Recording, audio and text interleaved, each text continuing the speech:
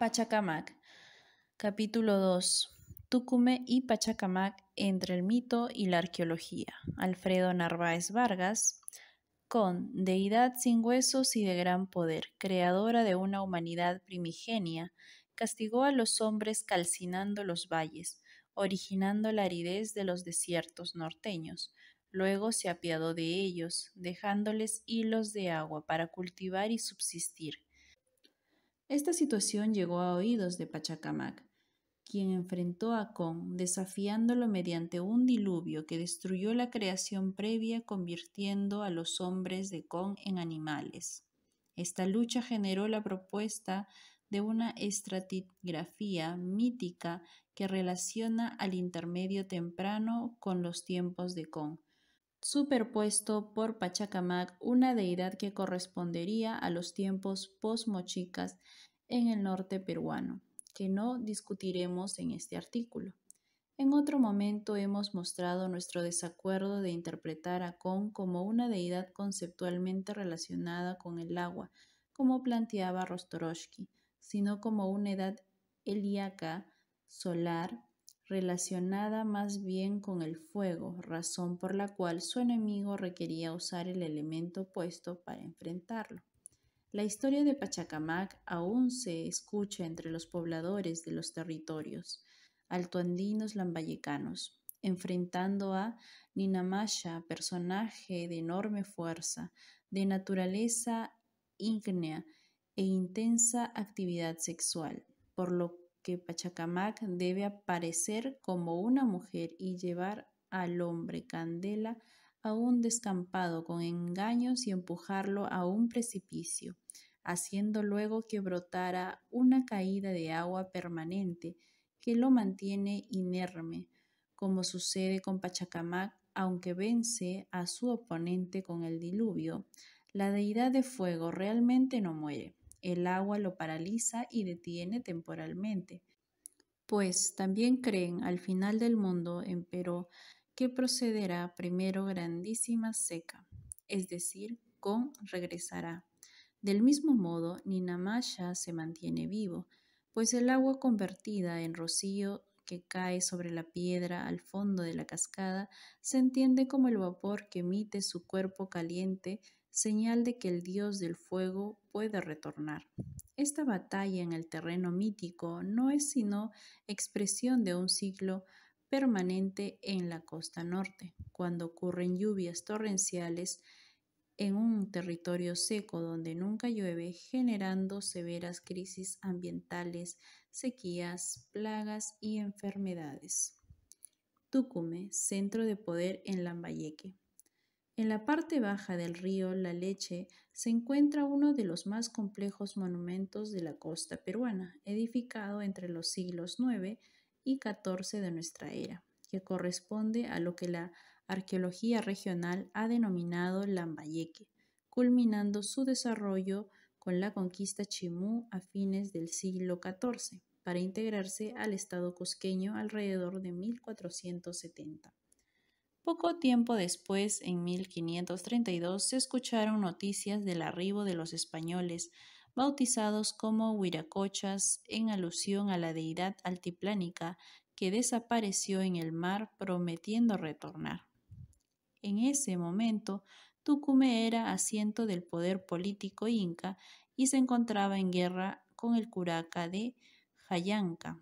Tucumé fue coetáneo en Pachacamac durante varios siglos antes del arribo de los incas. Sin embargo, el famoso Templo Viejo de Pachacamac, contemporáneo con el desarrollo moche, ya había sido abandonado hacía mucho y el rol oracular se había mudado al Templo Pintado, en cuya plataforma superior se ubicó el famoso ídolo bifronte de madera que finalmente los españoles derribaron. Cuando el templo de la piedra sagrada en Tucumé inició su función religiosa alrededor del siglo IX, el ídolo de Pachacamac ya había cobrado mucha fama y se le ofrecían diversos objetos, incluyendo en los momentos finales figurinas incaicas de oro y plata vestidas con finas mantas en miniatura. que lamentablemente fueron encontradas en el contexto de destrucción y derribamiento del ídolo de madera. Se han encontrado además sacrificios de camélidos, una fina manta inca con plumas de guacamayo, polvos de espondilus, cenizas de animales pequeños, entre otras ofrendas. Muchos sacrificios de camélidos se hicieron frente al templo viejo durante la época inca, rememorando su ancestral importancia. Hacia 1160 después de Cristo se ha estimado el inicio de una prolongada sequía continental. Luego del desastroso El Niño de 1100 después de Cristo, asociado con el abandono del sitio de Pomac y la consolidación de Tucumán, por ello es posible que el templo de la piedra sagrada haya sido un elemento fundacional, un ídolo que alcanzó gran fama en el territorio agrícola más rico de la costa peruana. Eran los tiempos en que se hacían ofrendas dedicadas a conjurar la sequía de Pachacamac, manifestada en la invasión de arena y falta de agua en los ríos, con ritos propiciatorios, mediante el uso de numerosas tinajas colocadas como ofrendas en la parte superior del abandonado templo viejo o la sala de los peregrinos en Pachacamac. Para comprender el rol de este ídolo lambayecano, hemos ensayado en otro lugar un modelo espacial del sitio de su conjunto, puesto que el asentamiento de Tucumán adquiere una personalidad muy propia, considerando su disposición radial en torno a Cerro Purgatorio, efectivamente un conjunto de 26 grandes edificios piramidales truncos que ubican al norte de la montaña, incluyendo el templo de la piedra sagrada y el camino de acceso principal. Hacia el lado sur, con la excepción de los edificios del extremo suroeste, Huacas Gavilanes, Huaca Las Balsas, Huaca Facho y Huaca Las Abejas. Se han registrado edificaciones menores asociadas con cementerios populares y talleres de producción metalúrgica. El cerro mismo fue aislado mediante una muralla que rodeaba su base, construyéndose un espacio tabú muy controlado, exclusivo para los sacerdotes que puedan entrar en contacto con los dioses desde la montaña. Cuando llegan los incas, se toma el cerro, realizando diversas construcciones en el espolón este, y desde allí hasta la cima de la montaña se construyeron edificaciones de piedra con algunas facilidades de almacenaje.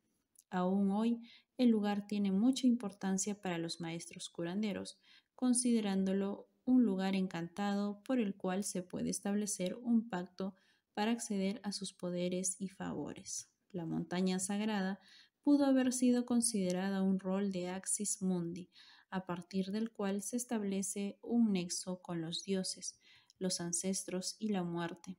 Esta montaña genera una división primaria dual en el territorio, haciendo del sector norte un espacio de mayor importancia, mientras que el sector sur representa un espacio subordinado, jerárquicamente inferior y complementario.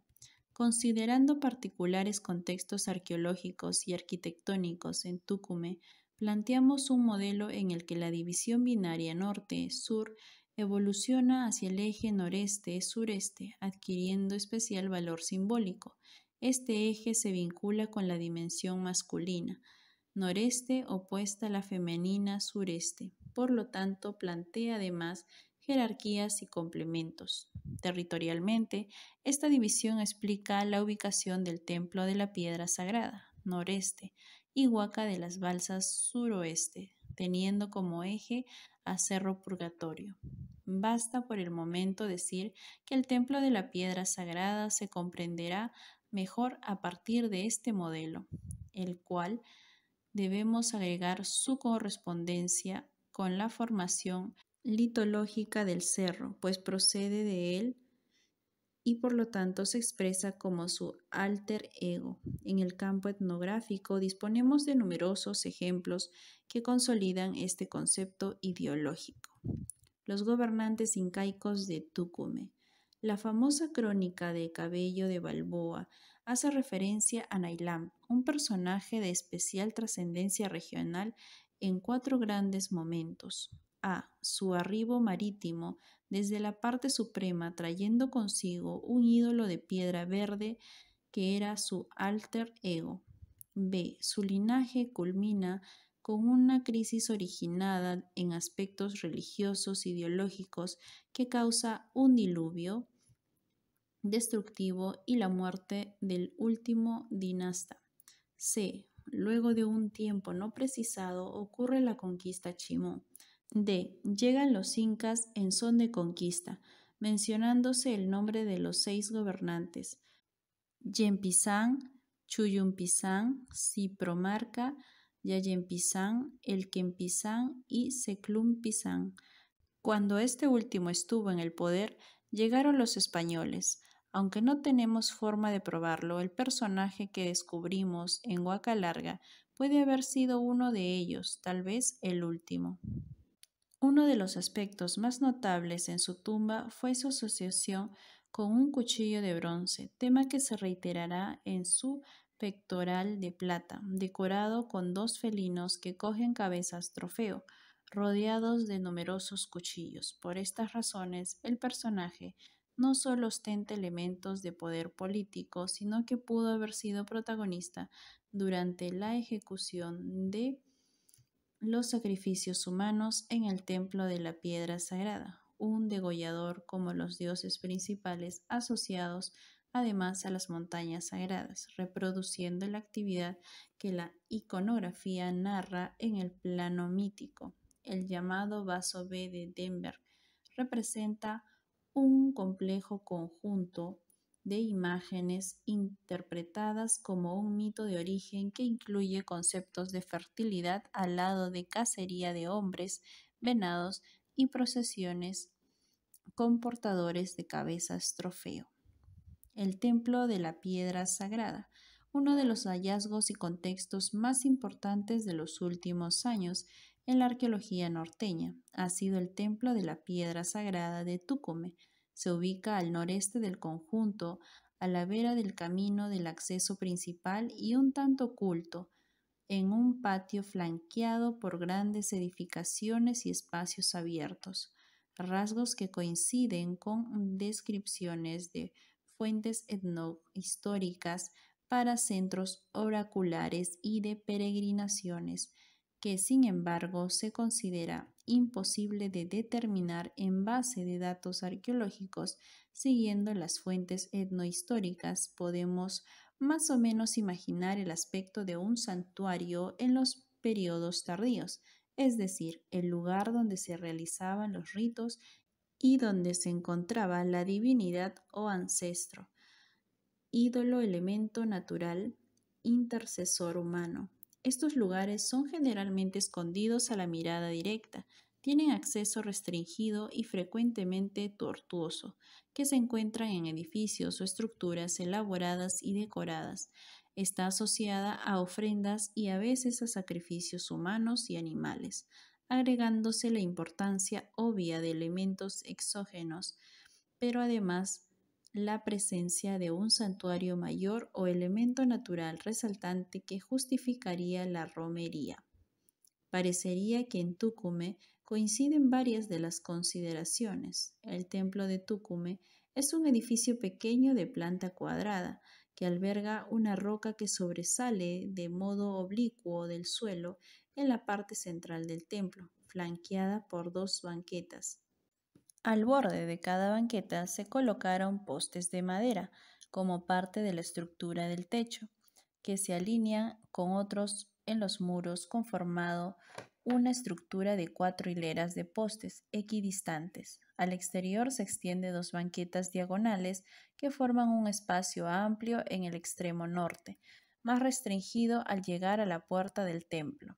Delante de este espacio se registraron hasta la fecha 135 sacrificios humanos, 81 entierros de llamas, especialmente de tierna edad, conchas de Spondylus, Strombus y un poco más de 1000 miniaturas de plata de muy diversas representaciones de flora, fauna, ornamentos, instrumentos, vestidos, armas, entre otros.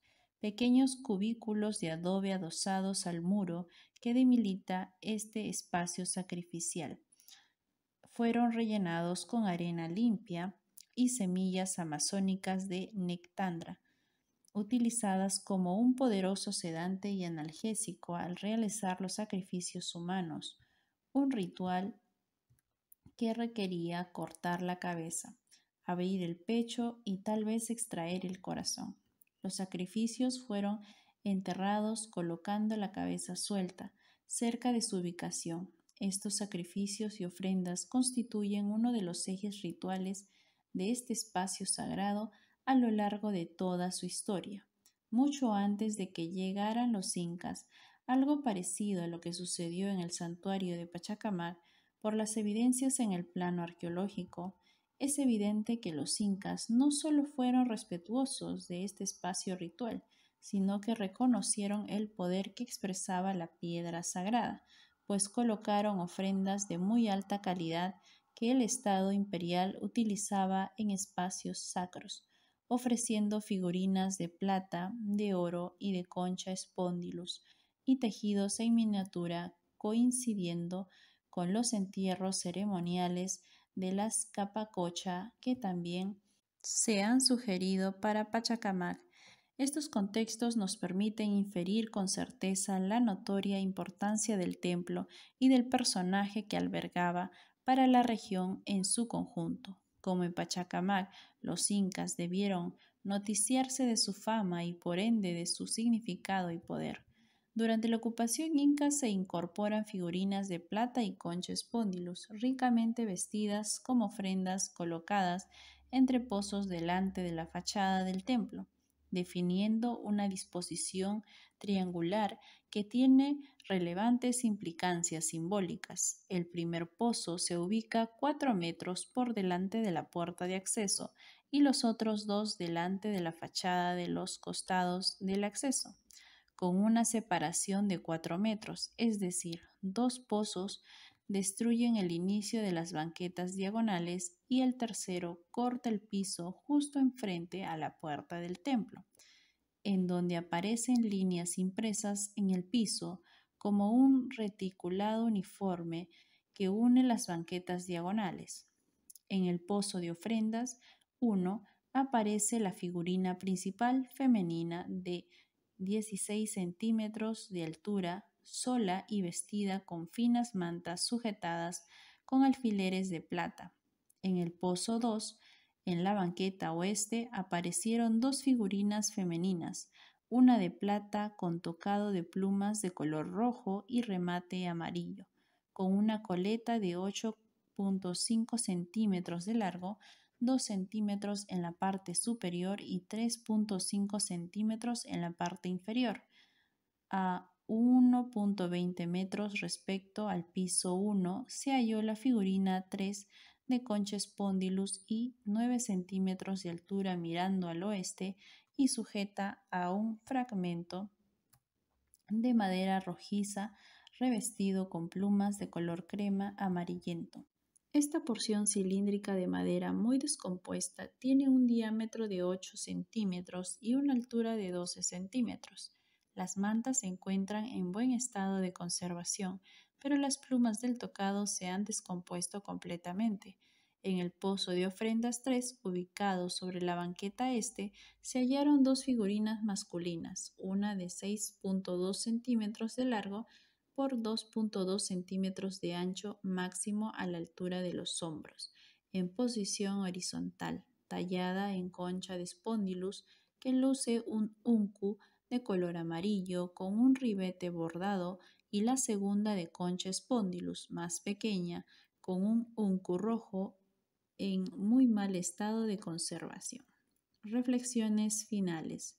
El contexto general del templo de la piedra sagrada de Tucumé parece tener relación con la descripción de algunos cronistas que se refieren a Pachacamac, pero además al santuario del lago Titicaca, recintos pequeños y oscuros que contenían los objetos de culto, pero además un acceso restringido para individuos especializados y de alto nivel social.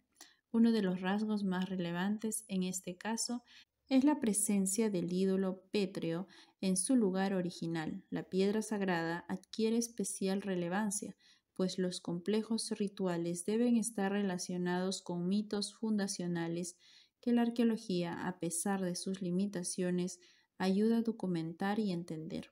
Como se indica en las crónicas, diversos personajes pétreos divinizados fueron adornados, vestidos y regalados de modo diverso para pedir su custodia y favor, u obtener respuestas a preguntas de diversa índole, como lo hacían conocidos oráculos. El hallazgo del polvo de color amarillo, azul, verde, rojo y blanco en torno a la piedra sagrada coincide además con la descripción del ritual de confesiones ante la huaca. Las figurinas inca de plata y de concha spondylus adquieren en este caso especial relevancia, pues no solamente se asocian con un contexto mayor, sino que su distribución puede ayudar a reconocer su especial simbolismo. El triángulo equilátero que define su ubicación frente a la puerta del templo contiene elementos de cosmovisión que hemos intentado comprender. La figurina principal femenina es de plata y de fino acabado. Notoriamente la más grande, no solo se encontró frente a la puerta del templo, sino superpuesta a un espacio simbólico reticulado sobre el piso, que podría haber estado asociado simbólicamente al concepto de campos de cultivo, como en el altar de Coricancha. Las otras 4 están distribuidas en parejas, 2 varones al este y una pareja de mujeres al oeste. Los 2 primeros vestidos con uncus y las otras 2 con tocado semicircular de plumas y mantas sujetadas con tupus de plata. Solamente en el caso de la pareja femenina, el pozo de ofrenda se asocia con un sacrificio humano con la cabeza cercenada. Los varones están elaborados en concha spondylus y las mujeres una en plata y la otra en concha spondylus. Una disposición triangular de ofrendas muy semejante fue encontrada en el acceso a la parte superior del templo del mono en Pachacamac. Estaban en 3 trozos equidistantes que contenían cuyes, cavia poncelus, contexto en el que aparecen además sacrificios de niños y otras ofrendas. A la disposición triangular de las ofrendas inca, ubicadas al norte y en el exterior del templo, debe agregarse el ídolo pétreo mismo, que se encuentra en una posición opuesta a la figurina principal, al sur y en el interior del templo. La línea este-oeste que describe el frontis de la fachada se comporta como un eje de polos opuestos y complementarios. Un elemento liminar en cuyo centro se encuentra el vano de acceso con una puerta que comunica el espacio interior, un lugar oscuro presidido por la piedra sagrada en el patio exterior. Este eje simbólico norte, figurina principal, sur, piedra sagrada, adquiere diversas interpretaciones. Expresa una dualidad y oposición femenino-masculina que se complementa en el eje este-oeste, con 2 varones de concha spondylus al oriente, por donde sale el sol, y 2 mujeres, una de plata y la otra de concha spondylus al occidente, por donde el sol se pone. La figurina femenina principal se complementa con la piedra sagrada, un personaje pétreo y fálico que penetra la piedra, generando 2 parejas de hombres y mujeres en posiciones opuestas y complementarias como el día y la noche, las montañas y el mar, el sol y la luna. Varias preguntas se pueden hacer en este escenario que integra a las figurinas incaicas. ¿Qué es lo que representan? ¿Son acaso figuras mitológicas? ¿Contribuyen a comprender textos en estos corpus iconográficos pre-incas? Estas preguntas cobran mayor sentido, pues las figurinas de Tucumé no se asocian con la tropical compañía de los niños Capacocha ofrecidos en las montañas, más bien lo hacen con lugares sacros, como Huaca de la Luna, en donde una figurina de Spondylus se coloca en un pozo de ofrenda sobre un fardo de hojas de coca, mirando al este en la plataforma superior del edificio, o lo particular de los hallazgos de Choque Pugio por su asociación arquitectónica entre los más importantes. Los investigadores se refieren a ellas como figurinas o estatuillas, dejándose entrever incluso que se trata de personajes de este mundo, como el orejón de Choquepugio. En el caso de Tucume, estamos frente a una deidad pétrea que representa una montaña sagrada y tiene atributos que la representan. Las piedras tienen una connotación de aridez y esterilidad, por lo que se las puede vincular a Con, la deidad solar opuesta al agua de Pachacamac, entendido como Ishma Pachacamac, un concepto ideológico mucho más antiguo que precede a la conquista inca. Esta conjunción de agua y fuego genera y propicia la fertilidad de la tierra, considerada como madre. Estos elementos opuestos pueden por ello unirse para producir la vida. Tal era el rol de las huacas o chacarayyoca, enterradas en los campos de cultivo. Además, pueden representar hechos relacionados con el personaje que representan, dan sentido de permanencia y no de muerte. La huaca del templo de Tucume no es inca y no está en una chacra, es parte de un espacio sacro en lo que las figurinas inca actúan integrándose a un conjunto de personajes.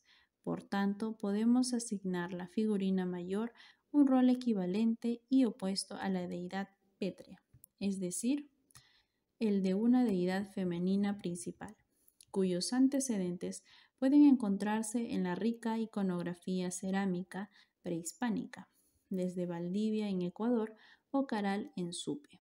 Los incas tenían diversas maneras de representar a las deidades, incluyendo el metal, considerado como un elemento sagrado. En la cerámica lambayeque, una mujer polifacética aparece de modo relativamente abundante, representada de muy diversas maneras y variedad de gestos. Cuidando un niño en una cuna, a veces lo amamanta, luce una pareja masculina, hila, muestra tejidos, es acompañada por algunos animales, especialmente peces o aves a los que besa en el pico, entre muchas otras actitudes. El fascinante contexto de Tucume está relacionado además con el ritual de la muerte, sacrificios humanos y de animales, incluyendo niños, como sucedía en Pachacamac en tiempos de los incas, en la que la sangre adquiere una especial importancia, un mito de creación que implica además el rito de enterrar a los sacrificados, una forma de introducir semillas a la tierra buscando una vida próspera. Las ofrendas, únicamente de plata y miniatura, que se integran al contexto general, tienen muy diversas formas. Sin embargo, en un alto porcentaje están relacionadas con productos agrícolas, aves y peces, haciendo evidente el componente de fertilidad que se expresa en muy diversas formas, incluyendo especialidades artesanales, armas y ornamentos. En síntesis, como en Pachacamac, los incas comprendieron el rol del antiguo templo de Tucume, superponiendo a las banquetas diagonales del frontis elementos míticos de género que podrían estar vinculando su significado previo. La figurina principal de plata adquiere un protagonismo especial por su relación con la piedra sagrada. Son una pareja que hace posible un tincuy que asegura la fertilidad de la tierra y genera una pareja primordial de hombres y mujeres de élite, ricamente vestidos, ubicados en dos extremos del mundo, las altas montañas por donde sale el sol, el que seca y calienta, y el horizonte marino del sol poniente, allí donde se encuentra el reino del agua, la madre de todos los peces y crustáceos, el amanecer y la luz opuestos al atardecer y la noche, el sol y la luna. Así, las cuatro direcciones del mundo se integran en la forma de un rombo con dos mitades opuestas y complementarias para generar vida. Pareciera una peculiar versión regional del altar del Coricancha de Santa Cruz Pachacuti, Yampi, en donde un hombre del lado solar y una mujer del lado lunar, bajo las deidades principales, se corresponden con las montañas pétreas de donde brota un hilo de agua por el lado solar y un árbol en el lado lunar, asociado con el mar o la mamacocha. Del mismo modo, tal vez con y Pachacamac, como una dicotomía inherente a la naturaleza, se expresan a través de una roca ígnea y estéril en Tucumé y el tronco de un árbol vital bifronte en Ixma Pachacamac, simbolizando fuerzas opuestas que movieron el mundo en el pasado. Pachacamac, capítulo 2. Pachacamac y la Amazonía. Fernando Héctor Roca Alcázar. Vestigios amazónicos en Pachacamac y en la costa. Diferentes portales en la web y algunos medios de comunicación constataron una vez más en el 2014 la presencia de elementos amazónicos en restos arqueológicos encontrados en Pachacamac. Entre ellos había trabajos en arte plumario de aves amazónicas y semillas de nectandra, originarias de la Amazonía, denominadas popularmente en la costa Ixpingo o Amala, pero que no son lo mismo que las semillas del árbol de Ixpingo, que se encuentra simultáneamente en la Amazonía y en las zonas de Yunga del Perú, tanto en la vertiente oriental como occidental. A este hecho y vinculando la costa peruana prehispánica con la Amazonía, podemos sumar las figuras de monos y caimanes en las líneas de Nazca, desierto costero de Ica. La iconografía moche encontrada en la cerámica de las tumbas de Zipán, litoral lambayecano, con diseños de la tradición oral amazónica jíbara representados con detalle, o las figuras antropomórficas de felinos habitantes de bosques tropicales del otro lado de la cordillera en Sechín, costa de Ancash. Los vestigios nos confirman las relaciones entre contextos culturales y geográficos tan distintos como los ubicados en la cuenca amazónica y en las costas de nuestro país. Para el imperio incaico, recordemos que la adoración al sol, a Inti, era importante, y el sol nace por el este, donde se encuentra la Amazonía, o la tierra de los Antis. Conviene recordar que el nombre mismo de Andes probablemente sea una derivación de la palabra quechua Anti. A pesar de estar la Amazonía físicamente separada del litoral peruano por la barrera andina, a través de ella se establecieron corredores que fomentaron las relaciones entre la costa y la selva.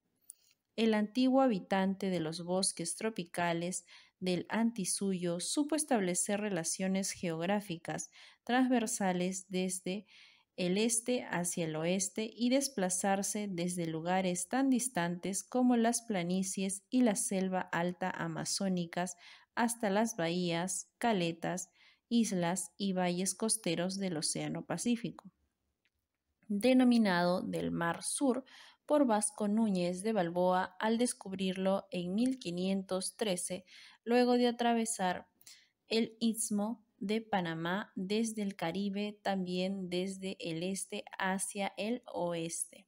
Sin embargo, podemos también preguntarnos qué otros elementos, además de los vestigios arqueológicos, pueden ayudarnos a constatar estos hechos. Para ello es importante buscar otras fuentes, como pueden ser las narraciones o tradiciones orales que se conservan hasta nuestros días y las transmiten en la actualidad los descendientes de pueblos originarios que habitaron estas zonas desde tiempos inmemoriales. Richard Chase Smith, investigador y estudioso de nuestra Amazonía y su gente, prefiere utilizar la denominación relatos épicos en lugar de tradición oral o mito. A partir de esas narraciones descubrimos nombres, topónimos, relatos, los cuales revelan vínculos que nos abren a lecturas insospechadas. Por ejemplo, las relaciones entre la costa y la selva en nuestro país hace miles de años, como es el caso de Pachacamac. Importancia de las tradiciones orales. Las tradiciones orales portan siempre una forma de verdad que suele presentarse de manera figurada o simbólica. Rostorowski, citando a Godelier, en 1971 afirma que el pensamiento mítico es el pensamiento humano que percibe la realidad a través de la analogía, que es a la vez una manera de hablar y una manera de pensar, una lógica que se expresa bajo forma de metáfora. Por ello, todo investigador debe saber leerlo en profundidad. No tomarlo en cuenta puede hacer perder muchos elementos importantes en la comprensión de estos hechos que se investigan. La estudiosa Rostorowski cita, por ejemplo, cómo al parecer el dios Pachacamac reforma el mundo con fuego y agua, convirtiendo a los hombres en monos y a las mujeres en zorras. Los monos no son originarios de la costa pacífica central o sur del Perú. Los encontramos en la Amazonía y en la costa tropical norte. En los bosques de Tumbes y Piura hay registradas solo dos variedades, el cotomono aullador del Pacífico y el machín blanco de Occidente. ¿Cuál será la referente que hace que incluya un género animal abundante principalmente en la Amazonía en esta tradición oral del litoral del Pacífico central peruano? A través de una narración breve como la que cita Rostorowski, el hilo de la madeja aparece y es oficio del investigador seguirlo por tratar de precisar su origen. La referencia de Godelier cobra entonces vigencia. Los nexos entre la costa y la Amazonía se insinúan en estos relatos épicos. Otro ejemplo podemos hallarlo en la narración oral del combate mítico entre dioses ancestrales andinos, Pariacaca y Huayayo Carhuincho.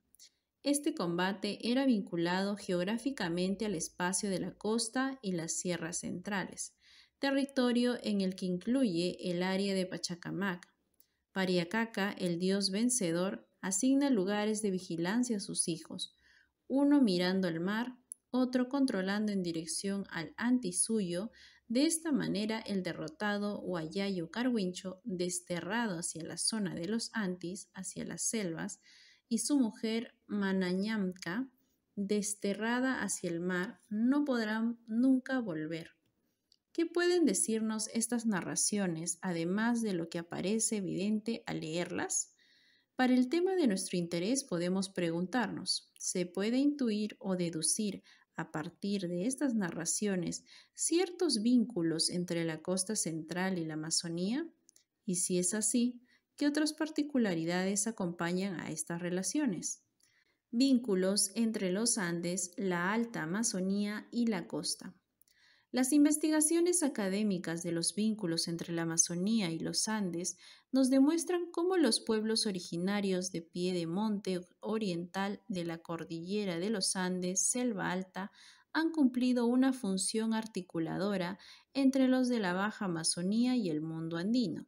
El arco que los Andes forman desde Venezuela, Sierra de Mérida, hasta el inicio de los llanos bolivianos nos ofrece muchos ejemplos. El libro Al este de los Andes, con sus 2 tomos, es un clásico que da abundante información sobre estas relaciones. Además, para el caso peruano, podemos recorrer los diferentes restos arqueológicos atribuidos a diferentes pueblos andinos en la cordillera oriental. Zona liminal que da inicio al mundo amazónico con sus bosques de neblina y de selva alta. Machu Picchu, Cusco, es el ejemplo más típico, pero tenemos Cuelap, Amazonas, Pajatén, La Libertad, San Martín, Rosaspata, Cusco, Choquequirao, Cusco, Apurímac, Cotox, Huánuco y probablemente quedan otros lugares por descubrir. Las relaciones entre los pueblos del mundo andino y el inicio de la Amazonía han sido siempre complejas, por utilizar un adjetivo. Para los andinos, los habitantes amazónicos eran los chunchus, denominación despectiva que los colocaba en un nivel inferior respecto a los pobladores del mundo quechua. Al mismo tiempo, las narraciones de muchos pueblos amazónicos del piedemonte andino colocaban a los quechua como enemigos. aquellos que quisieron siempre conquistar políticamente sus territorios, pero sin lograrlo. Curiosamente, si bien la conquista no fue realmente política o física, hubo una penetración cultural de lo andino a lo amazónico, y muchas leguas de los pueblos originarios amazónicos comprenden vocablos quechuas. Para muestra algunos ejemplos. En el idioma jíbaro aguajún, picaflor o colibrí se denomina jempe. En el quechua cusqueño el término es quente y en el quechua de Cajamarca es quinde. Se ha dado una jibarización de la palabra si consideramos el idioma quechua como más antiguo que el jíbaro aguajún. Igualmente, el término para designar en la actualidad al jefe de una comunidad nativa amazónica viene del quechua andino. Refiriéndonos a la costa de Piura y Tumbes, el libro de Annie Mar Hokengen ofrece muestras claras de estos vínculos entre Amazonía y costa norte, atravesando los Andes. El aire geográfico que ella describe abarca la zona sur del Pacífico ecuatoriano y la zona litoral norperuana.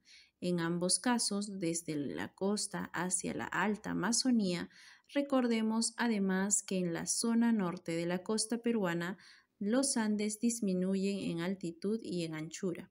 En la denominada Depresión de Huancabamba, permitiendo que las formaciones de bosques amazónicos se acerquen mucho hacia los ecosistemas del Pacífico tropical peruano. Se ubica allí el Abra de Porcuya, 2100 metros sobre el nivel del mar, el punto más bajo de acceso desde la costa del Océano Pacífico hacia la Amazonía en territorio peruano. Alexandre Surayes analiza las relaciones transversales entre la Amazonía y la costa en la región andina.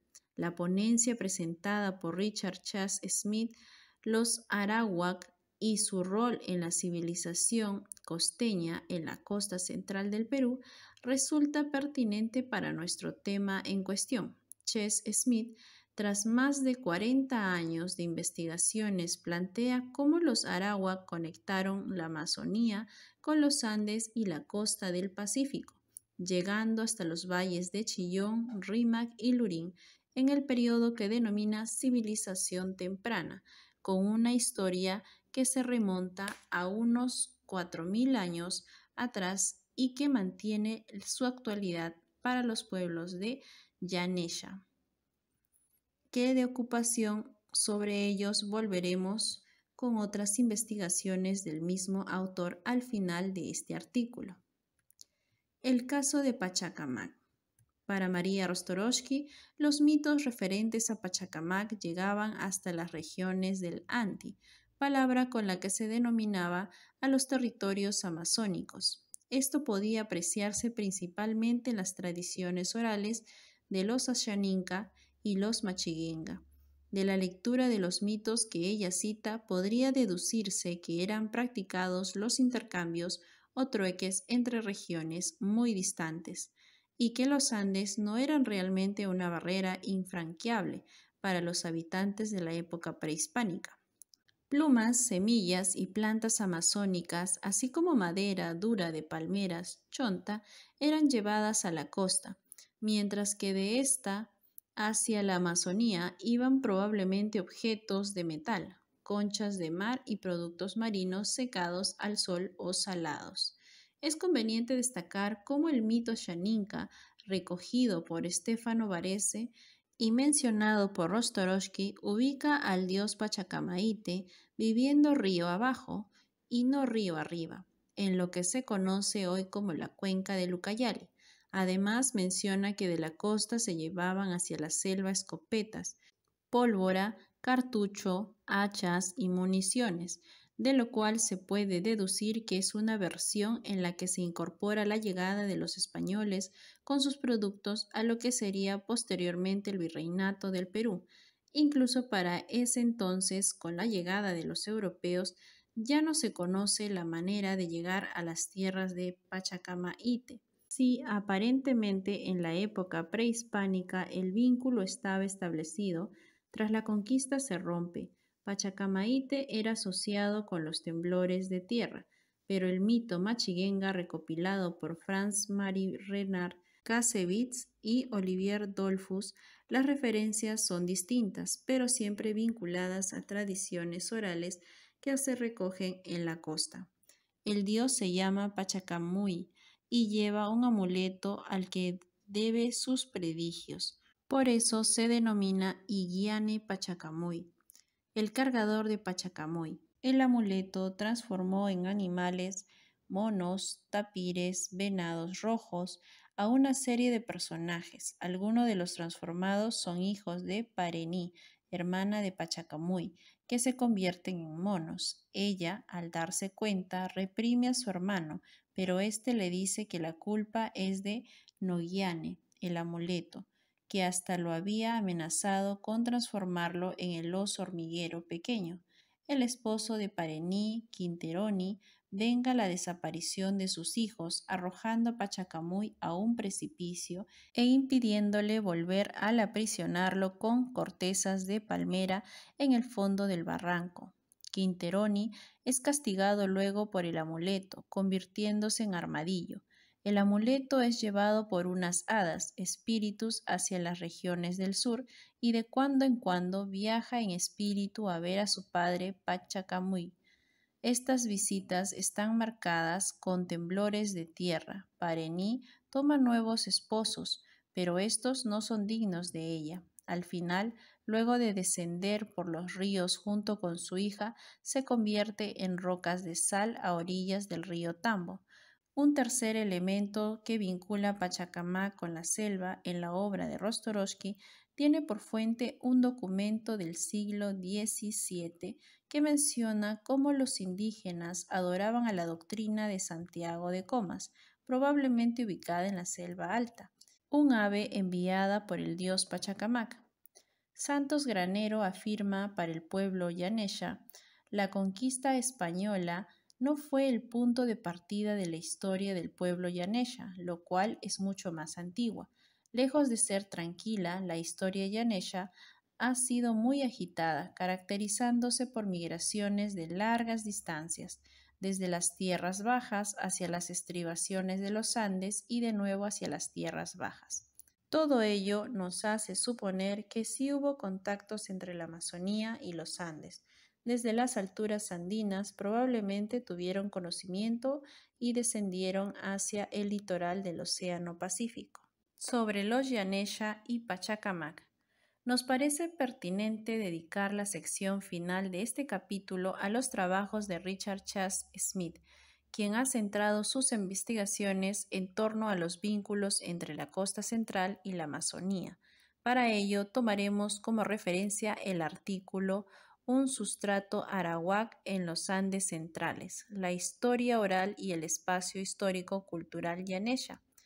En este artículo, el autor plantea los vínculos del mundo yanesha con la costa central del Perú en los valles de los ríos Chillón, Rímac y Lurín. Constata cómo desde sus épocas de estudiante en la Universidad de Cornell percibió que la historia oral de Huarochirí en quechua, recopilada en el siglo XVII, presentaba similitudes con historias contadas por el pueblo yanesha en el siglo XX. Hoy, con mayores evidencias y mayor comprensión de la historia oral yanesha, plantea la existencia de un sustrato arawak en los orígenes de la civilización en los Andes centrales del Perú. Smith 2006. Ese sustrato incluiría a los antepasados de los Yanesha, Yunca, Ashaninka y otros pueblos quienes ocupaban una franja transversal desde la costa de Lima y Pachacamac hasta la selva del Pachitea, Perené y Alto Ucayali. Para ello, describe a los Yanesha desde diferentes miradas, lo que nos ofrecerá algunos indicios que pueden ir confirmando esta afirmación. Primero, desde la etnología, donde plantea dos tipos de ideología para la jerarquía yanesha, basada en sistemas de clasificación. El primero reconoce la supremacía de unos integrantes, entre otros, con el contraste desde lo de adentro hacia lo de afuera, con una lógica concéntrica utilizada para clasificar todos los objetos culturales y naturales siendo lo de dentro superior. El segundo tipo sistema clasificatorio se basa en los 3 niveles de jerarquía, sea por relaciones de parentesco o en la organización vertical del espacio. Curiosamente, manifiesta que las relaciones asimétricas jerarquizadas en lo social, político y cosmológico se vuelven simétricas en lo económico. Esta jerarquía clasificatoria aparecerá posteriormente en los topónimos con los que se refieren a lugares ubicados en la costa central del Perú. Luego, en un segundo estudio planteado desde la etnohistoria, describe las entradas españolas a inicios del siglo XVI. Si bien es cierto que establece los vínculos entre su territorio amazónico, el de los Yanesha y algunas zonas altas andinas, no los coloca más allá de esos límites, la costa, por ejemplo, o incluso entre otros territorios amazónicos distintos como los de la cuenca de Pachitea, en donde hoy residen. Constata la falta de estudio y prospecciones recientes en la arqueología, tercera lectura, las que podrían dar más indicios sobre el tema que nos interesa. Sin embargo, al investigar sobre las redes viales incaicas, además de los 2 tipos de jerarquía y las entradas de los españoles, surge un cuarto elemento. Puede verse cómo ciertos caminos articulaban el territorio amazónico con los de la Sierra Central y desde allí con los que se dirigían a la costa de Lima. El autor presenta un mapa con estos sistemas viales, pero además con topónimos que confirman cómo el espacio cultural de Pueblo Yanesha incorpora en la costa central. Esto porque para los Yanesha el territorio geográfico y el paisaje cultural forman parte esencial de su historia e identidad. En sus recorridos hacia los valles costeños establecieron relaciones con vecinos andinos, pueblos tan diferentes como los Wari, agricultores de valles andinos, y los Yacuas, ganaderos con camélidos sudamericanos en zonas de altura. Finalmente, si bien es cierto que la lingüística histórica vinculada a la lengua yanesha con la familia arawak, también lo es que la influencia del quechua en el lenguaje yanesha puede contrastarse, pero Smith precisa, citando a Adelar, que se ha dado una yaneshización, si bien podemos crear ese verbo, las ciertas raíces de palabras quechuas llevadas al yanesha. En sus conversaciones con informantes yanesha contemporáneos llega a mapear más de 350 elementos vinculados con la zona altoandina y la costa de Lima. Muchos elementos de la naturaleza de esos territorios se encuentran dentro de las terminologías de su panteón religioso, como los 2 picos de la cordillera de Ticlio que delimitan las cuencas del Pacífico y del Atlántico al establecer el Divortium Acurium, denominados Carhuaquech en Tatequech. Es por ello que Smith afirma que él encuentra lugares vinculados con 35 personajes ancestrales con sus descripciones e historias en la zona altoandina y costa de Lima. Este hallazgo nos da indicios que la historia de los Yanesha se lleva a cabo dentro de un espacio mucho más amplio de lo imaginado. Estos datos combinados con datos de otras miradas sugieren que el espacio histórico-cultural Yanesha es una franja transversal que se extiende por ambas vertientes de los Andes, desde la llanura amazónica, Pachitea, Alto Ucayali, hasta el Océano Pacífico, Chillón, Rímac, Lurín y Chilca. Al mencionar a los seres míticos, los hermanos Etatequesh, Carhuaquesh son descritos llevando el agua del mar desde la morada de Yos, nuestro abuelo, en la isla San Pedro, Pachacamac, hacia las alturas de Ticlio.